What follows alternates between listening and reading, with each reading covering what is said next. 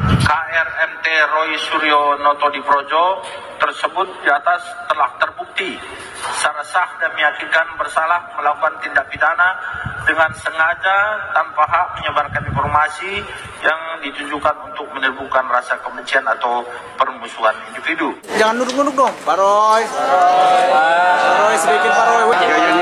Pak sedikit aja, Pak. Sedikit aja, Pak. Apa itu, Pak? Pak sedikit dong. Pak itu apa, Pak? Sampai harus sedikit, Pak. Kenapa, Pak? Berapa pertanyaan, Pak Roy? Kan lumayan panjang pemeriksaannya, Pak Roy. Pak, sedikit, Pak Roy. Bang Pitra sedikit, Pak Roy. Izin saya masuk dulu. Sedikit, Bang Pitra. Izin nih, saya masuk dulu. Pak Roy, gimana? Tifa mulai gelisah, Guntur mulai ngegas. Kroni-kroninya mulai sibuk melempar isu kiri kanan. Padahal cuma satu yang mereka takuti, UGM ngomong jujur. Itu saja. Bukan karena takut Jokowi kuat, tapi karena mereka tahu seluruh skenario busuk soal ijazah palsu itu cuma drama murahan. Wah, suasana makin panas ya. Tiba-tiba banyak yang panik. Tiba-tiba Tifa gelisah. Tiba-tiba para pengawal kebenaran mulai kebakaran jenggot. Kenapa? Karena rektor UGM ngomong. Karena dekan-dekan mulai buka suara. Karena skripsi dan ijazah Jokowi ternyata memang ada. Asli. Sah. Dan langsung, seperti refleks tanpa pikir, serangan dimulai, Tifa mulai ngegas.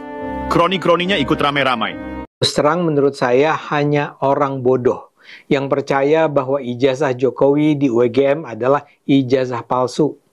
Sudah sangat jelas, Jokowi memang lulus dari Fakultas Kehutanan UGM tahun 85. Dan karena itu dia memang memiliki ijazah kelulusan dari sana. Fakta-faktanya kan teramat jelas, sehingga hanya kebodohan yang bisa menutupinya. Beragam kebohongan tentang dirinya sudah menyebar begitu lama. Tapi kali ini, Jokowi memutuskan untuk melaporkan para pengedar kebohongan itu ke polisi. Pantaskah itu dilakukan? Saya rasa sangat pantas. Momen pelaporan itu dilakukannya hanya setelah dia berhenti jadi presiden. Saya percaya dia khawatir bahwa kalau pelaporan itu sudah dilakukannya saat dia masih jadi presiden, aparat penegak hukum akan terpengaruh oleh jabatannya saat itu. Kini setelah dia jadi warga sipil biasa, dia merasa layak untuk melakukan langkah hukum itu. Apa yang dilakukan Jokowi saat ini adalah sebuah langkah yang sangat masuk di akal. Mereka yang menuduhnya menggunakan ijazah palsu dengan sangat jelas berusaha menjatuhkan nama baiknya. Dia difitnah, dia dihina. Apa yang dilakukannya bukanlah sebuah langkah terlambat. Menurut saya ini adalah sebuah bukti kebesaran hati seorang warga yang menghormati hukum di negara ini. Dia melaporkan para penyebar kabar bohong itu karena pertama-tama untuk membersihkan namanya. Terlalu mudah selama ini mereka menuduh Jokowi tanpa bukti. Mereka merasa bahwa Jokowi tak mungkin melaporkan kejahatan mereka. Mereka terlalu percaya Jokowi tidak mungkin melawan. Karena itu Jokowi harus menyatakan pada masyarakat bahwa dia memang lulusan UGM. Sudah berulang kali selama ini berbagai pihak menyatakan Jokowi memang sarjana kehutanan UGM. Pihak fakultas sudah menyatakannya. Teman-temannya sudah bercerita bahwa dia memang ada bersama mereka di Fakultas Kehutanan UGM di tahun-tahun 1980-an. Tapi orang-orang itu terus bilang, Jokowi bukan lulusan UGM, ijazahnya palsu. Kebohongan itu terus diulang-ulang sehingga secara perlahan sebagian masyarakat mempercayainya. Ingatlah apa yang dikatakan Goebbels, juru propaganda Hitler di Jerman. Kata Goebbels, kebohongan yang diulang-ulang secara konsisten akan diterima sebagai kebenaran. Karena itu saat ini kebenaran harus diungkapkan di pengadilan. Banyak yang bertanya, apa susahnya sih kalau Jokowi menunjukkan saja ijazah asli kelulusannya? Kenapa sih harus ditutup-tutupi? Jawabannya saya rasa ya karena Jokowi tidak merasa kalaupun dia mengungkapkannya di luar pengadilan, jawabannya itu akan berarti. Dia merasa apa yang dilakukannya tak akan membuat orang berhenti mempersoalkan sang ijazah. Di sisi lain, apa juga hak orang-orang itu meminta Jokowi menunjukkan ijazahnya? Biar bagaimanapun mereka adalah warga negara biasa yang hanya sedang mencari-cari masalah. Kalaupun mereka berbondong-bondong datang ke rumah Jokowi dan ramai-ramai memintanya menunjukkan ijazahnya, permintaan mereka sama sekali tidak harus diikuti. Alasan mereka untuk melihat ijazah Jokowi sepenuhnya lemah. Saya tak paham siapa yang pertama kali menyatakan ijazah Jokowi palsu, dan siapakah orang yang menyebarkan kabar itu. Bagaimana mereka tiba pada dugaan bahwa ijazah Jokowi palsu? Penyebaran kabar pemalsuan ijazah itu berlangsung begitu saja tanpa bisa dikenali siapa sumber aslinya. Kalau saja orang itu adalah orang yang mengaku dulu pernah kuliah di Fakultas Kehutanan UGM di tahun 80-85 dan dia tidak pernah mengenal nama Jokowi, tuduhan itu mungkin bisa diterima. Atau kalau saja orang itu adalah staf yang mengurus administrasi kemahasiswaan di Fakultas Kehutanan UGM, tuduhan itu mungkin perlu ditindaklanjuti. Tapi ini kan tidak. Mereka tiba-tiba saja mempertanyakan keaslian ijazah Jokowi hanya karena mereka meragukannya. Kenapa ragu? Nggak jelas. Pokoknya meragukan, pokoknya dianggap palsu. Kalau itu cuma berlangsung sesaat, mungkin tidak perlu dipersoalkan. Tapi ini kan terus diulang tanpa bosan selama bertahun-tahun. Tuduhan ini sudah terdengar sejak 3 tahun yang lalu. Jumlah orang yang mendengarnya dan mungkin mempercayainya sudah jutaan orang. Karena itulah saya rasa Jokowi merasa ini harus dihentikan sekarang. Jokowi berhak atas nama baik. Bila dia membiarkannya, nama baiknya akan terus terganggu atau bahkan tergerus. Alasan kedua adalah soal pelajaran bagi mereka yang berusaha merusak nama baiknya. Pada akhirnya hukum harus ditegakkan dengan cara yang keras dan tegas. Ini bisa jadi pelajaran bagi pihak manapun yang ingin menyebarkan kabar yang memuat kebohongan dan fitnah. Para penyebar fitnah harus tahu bahwa apa yang mereka lakukan adalah sebuah tindak pidana. Orang seperti Roy Suryo, Dr. Tifa, atau Rismon Sianipar tahu persis bahwa apa yang mereka sebarkan adalah kebohongan. Coba lihat tuduhan Rismon Sianipar. Dia menuduh skripsi Jokowi palsu karena lembar pengesahan dan sampul skripsi Jokowi menggunakan tipe huruf Times New Roman yang belum ada di era 1980-an. Padahal Jokowi lulus pada 1985. Jadi menurut Rismon, skripsi Jokowi palsu.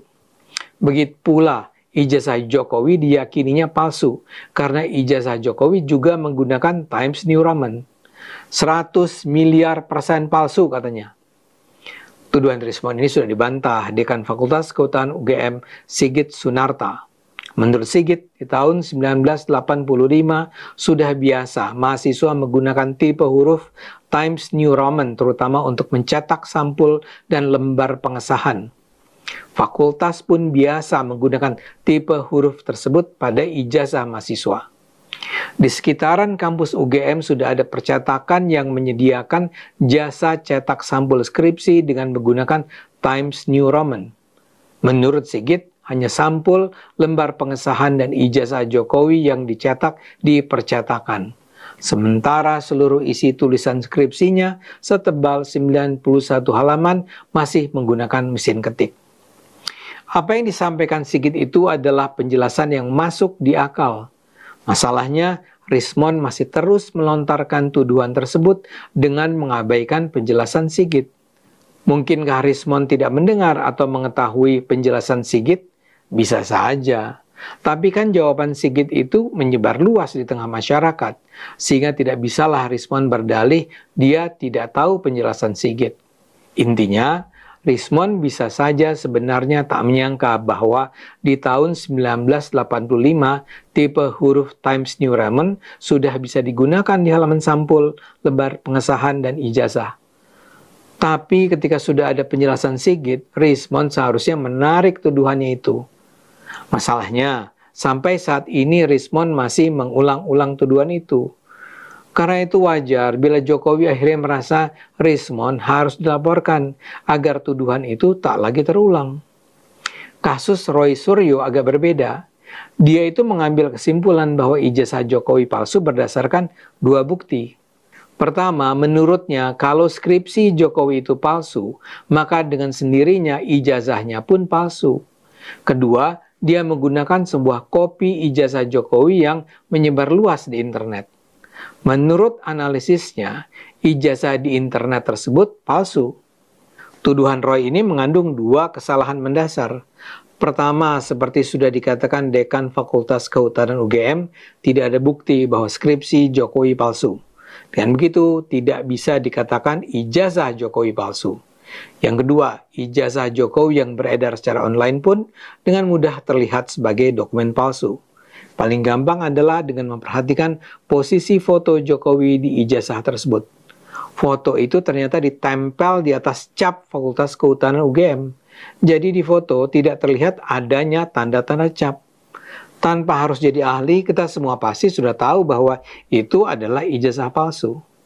Tapi dengan mengatakan begitu, sama sekali tidak berarti kita bisa mengatakan ijazah Jokowi yang dia gunakan untuk mengikuti pemilihan wali kota, pemilihan gubernur, pemilihan presiden adalah palsu. Ada loncatan kesimpulan yang menyengaja. Masalahnya, Roy Suryo terus berkeras bahwa ijazah Jokowi palsu hanya karena adanya rekaman ijazah Jokowi palsu di internet. Hal serupa dilakukan Dr. Tifa. Dia juga hanya menggunakan ijazah Jokowi yang menyebar di internet. Pertanyaannya, apakah Roy dan Dr. Tifa tidak sadar bahwa rujukan dokumen di internet yang mereka gunakan adalah palsu? Saya percaya mereka sadar. Kepalsuan kopi ijazah Jokowi itu sedemikian jelas, sehingga tidak mungkin orang-orang pintar seperti Roy dan Tifa tidak menyadarinya. Karena itu dalam pandangan saya, Roy, Tifa, Rismond terus mengumandangkan tuduhan kepalsuan ijazah itu memang dengan niat jahat.